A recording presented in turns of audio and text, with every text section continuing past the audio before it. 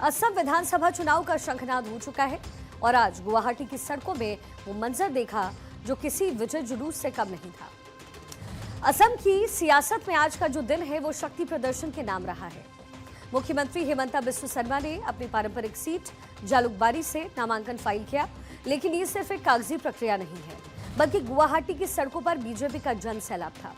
हेमंता ने आज Kamrup DC office में अपना नामांकन फाइल किया। हाथ में संविधान की प्रति, चेहरे पर मुस्कान और साथ में पत्नी रिनिकी भुयान शर्मा। लेकिन नामांकन से पहले जो रोड शो हुआ उसने विरोधियों की धड़कनें बढ़ा दी। गुवाहाटी में ये जन सैलाब बता रहा है कि असम की राजनीति का केंद्र फिलहाल कौन है। जालुकबारी से लगातार जीते आ रहे हेमंता बिस्वा शर्मा एक बार फिर अपनी किस्मत आजमाने के लिए मैदान में है। नामांकन फाइल करने से पहले हुए रोड शो में समर्थकों का जोश सातवें आसमान पर था। भगवा झंडों और ढोल नगाड़ों के बीच में हेमंता ने अपनी ताकत को दिखाया। नामांकन फाइल करने के बाद मीडिया से मुखातिब होते हुए हेमंता बिस्वा शर्मा ने अपनी चुनावी रणनीति क्लियर कर दी। उन्होंने बताया कि असम में बीजेपी का चुनाव प्रचार सुपरफास्ट होने वाला है।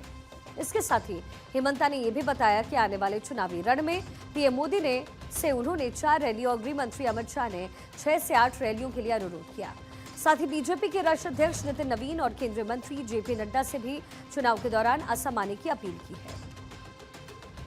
देखिए, सारे तो लोग हैं, कोई मेरा कॉन्स्टिट्यूएंसी है, कोई मेरा कॉन्स्टिट्यूएंसी से नहीं है, कोई फर्क नहीं पड़ता है। सारे लोग मुझे आशीर्वाद दिए हैं, लेकिन नरेंद्र मोदी जी जो असम के लिए काम किए, विकास किए, तो सारे लोग मोदी जी को वोट देगा, ये मैं विश्वास करता हूँ। We have requested Honorable Prime Minister for 4 rallies and we have requested Honorable Home Minister for 6 to 8 rallies.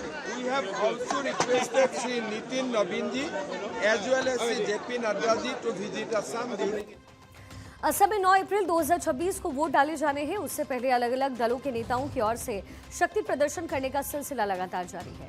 वहीं इस चुनावी सफर में हेमंता के साथ उनकी पत्नी रिनिकी भुयान शर्मा भी कंधे से कंधा मिलाकर खड़ी हुई नजर आई।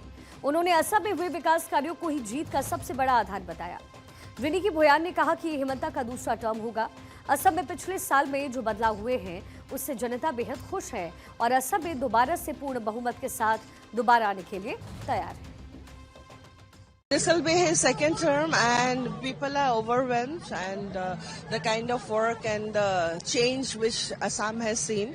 So today we are all here to go for the second term and that too with a sweeping majority.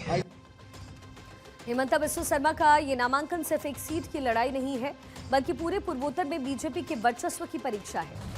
विकास और मोदी मैजिक के भरोसे हेमंता ने अपनी बिसात बिछा दी है।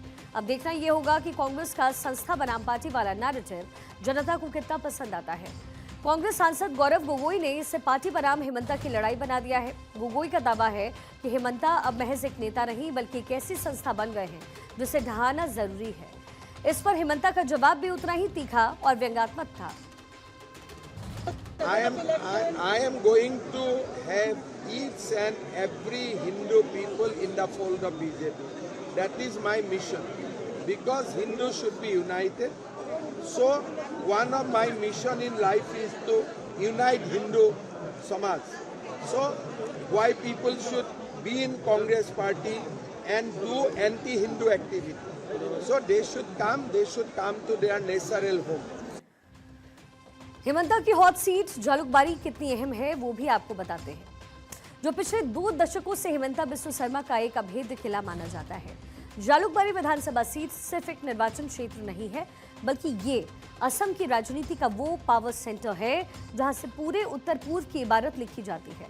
2026 के विधानसभा चुनाव में भी यही सीट सबसे हॉट सीट बनी हुई है। कहते हैं कि दिल्ली का रास्ता उत्तर प्रदेश से होकर गुजरता है, लेकिन असम की सत्ता का रास्ता जालुकबारी से होकर गुजरता है। असम विधानसभा चुनाव 2026 में अगर कोई एक सीट है जिस पर पूरे देश की नजर है तो वो है जालुकबारी। ये वो सीट है जिसने असम को उसका सबसे ताकतवर मुख्यमंत्री दिया। चुनाव की घोषणा से पहले ही बूथ स्तर तक की तैयारी और नामांकन के दिन उमड़ा ये सैलाब बताता है कि असम में बीजेपी की बिसात कितनी मजबूती से बिछी है। यानी असम का रण अब पूरी तरीके से सज चुका है। एक तरफ विपक्ष की घेराबंदी है जो परिसीमन और नागरिकता जैसे मुद्दों को हवा दे रही है, तो वहीं दूसरी तरफ हेमंता बिस्व शर्मा का वो प्रशासनिक SIR है जो हर चुनौती को अवसर में बदलना जानता है। आज के रोड शो ने ये क्लियर कर दिया कि जालूकबारी का किला फतेह करना विरोधियों के लिए टेढ़ी खीर साबित होगा।